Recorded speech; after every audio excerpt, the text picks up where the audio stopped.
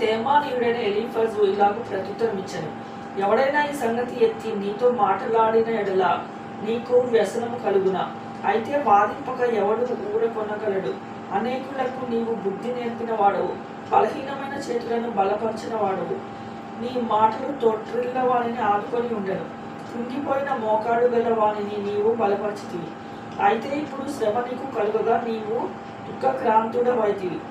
అది నీకు తగలగా నీవు కలవరపడుచున్నావు. నీ భక్తి నీకు ధైర్యము పుట్టింపదా? నీ యథార్థ ప్రవర్తన నీ నిరీక్షణకు ఆధారము కాదా? జ్ఞాపకము చేసుకును, నిరపరాధి అయిన ఒకడు ఎప్పుడైనా నశించిన యథార్థ వర్తనలు ఎక్కడైనాను నిర్మూలమైరా. నేను చూచినంత వరకు అక్రమము దున్ని కీడును విత్తువారు దానినే కోయుదురు. దేవుడు ఊదగా వారు నశించుదురు. ఆయన కోపాగ్ని శ్వాసము వలన వారు లేకపోవుదురు.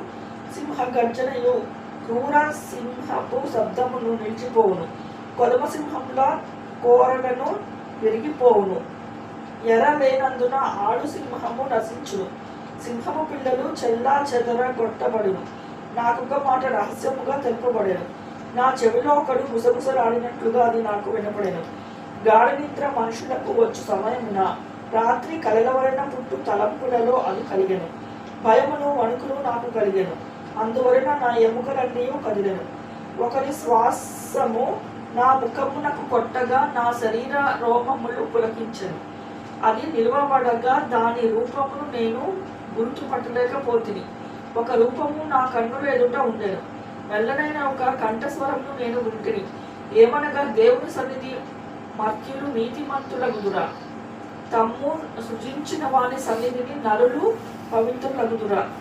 ఆయన తన సేవకులకు నమ్ముట లేదు, తన దూతల యందు లోపములు కనుగొనుచున్నాడు. చిగట వంటి ఇండ్లలో నివసించు వారి యందు, మంటిలో పుట్టిన వారి యందు, చిమ్మట చితికిపోవునట్లు చితికిపోవు వారి యందు మరి ఎన్ని కనుగొనును? ఉదయం మొదలుకొని సాయంత్రం వరకు ఉండి వారు బద్దలైపోదురు. ఎన్నిక లేని వారే సదాకాలము నాశనమై ఇందురు. వారి డేరా త్రాడు తెగవేయబడును. వారు బుద్ధి కలుగకయే మృతి నొందుదురు. ఇలాగుననే జరుగుచున్నది కదా.